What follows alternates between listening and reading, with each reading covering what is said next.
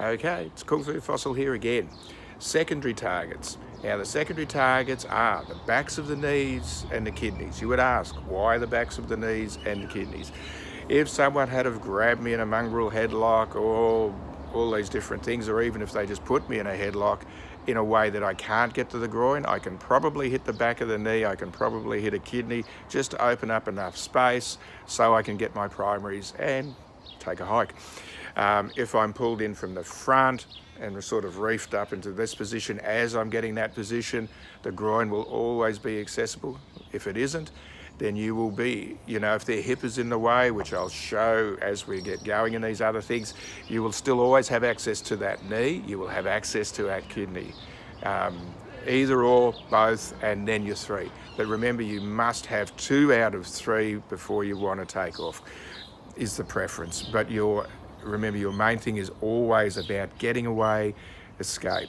Now, what do I have to have as a headspace? Because I've trained a lot of athletes for a lot of years.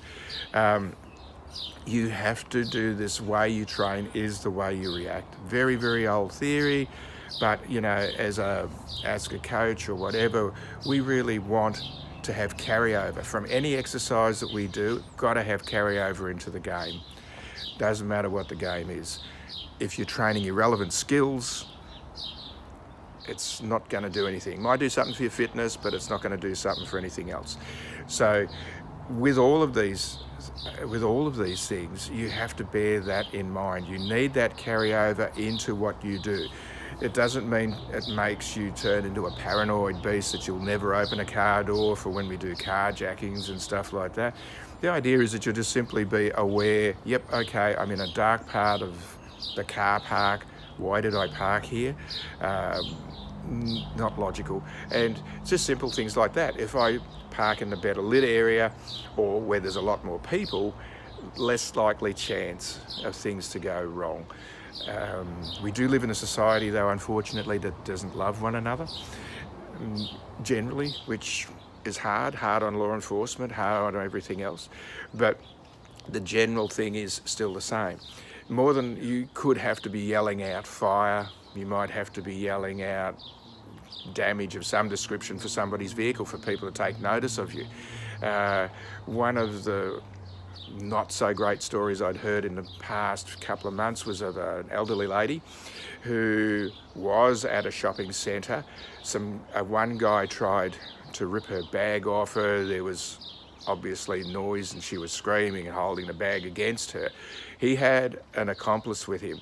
People come up to help her and they said that no, it was their grandmother with dementia. And basically everybody walked away and left her. Some ways society's fault. In other ways, everyone just went, oh, okay, dementia. She's obviously a vegetable and doesn't know what she's doing. That was an able-bodied, ordinary little old lady who unfortunately had to suffer with that. That is another one of the reasons why I'm putting these things together, is because we have to understand the way that things go now.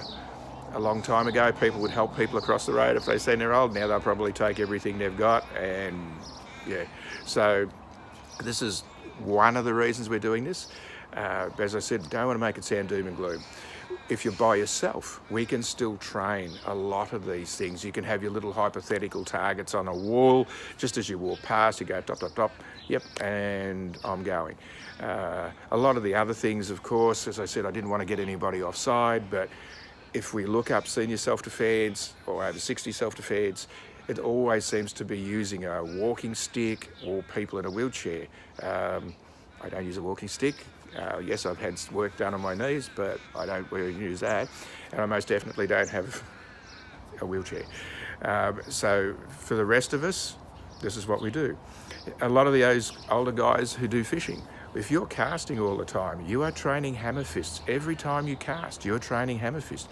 You will be awesome at that. So you will not try to do all this. You will just do your hammer fist because you'll be awesome at it, kind of thing, yeah? You don't have to poke to the eyes. You could hammer fist somebody to there and get a great effect, kind of thing. Well, great effect for you, not so great for them. But again, you have to practice. I'm going to touch things and get out. Touch things and get out. And that's obviously, we will have to cover some groundwork at some point, but make no illusions, it's not about a million breakfalls and all the rest of it and tying people up. Jiu-jitsu and stuff are great, and they're like a game of chess, and it is awesome for someone probably in that younger thing. They'll say, people will argue and say when it's older, but they're normally people who have trained it since they were young and know how to go down there. Again, going to ground though does present a number of issues. Namely, we've got to get back up. And getting back up sometimes can be a bit tedious. Again, if we've taken damage, it's not going to work as well.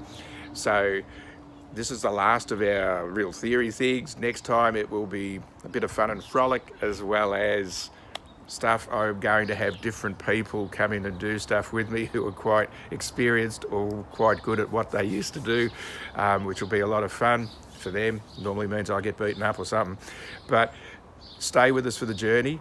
You will learn a lot. You will probably go back over these after you've done some of the other stuff, and you'll get a little bit more what I'm saying. I know they sound dry. Don't mean it to sound dry. I'm not a dry guy. It's for everybody who knows me. A number of the emails I get as opposed to comments telling me that my beard needs a trim, blah, blah, blah, blah. I look skinny, I look old, all the usual things that my beloved people I've trained have sent me. Thanks. But anyway, so this is Kung Fu Fossil signing off yet again. And I promise, I will keep punching these out on a Monday. Have a good week, people.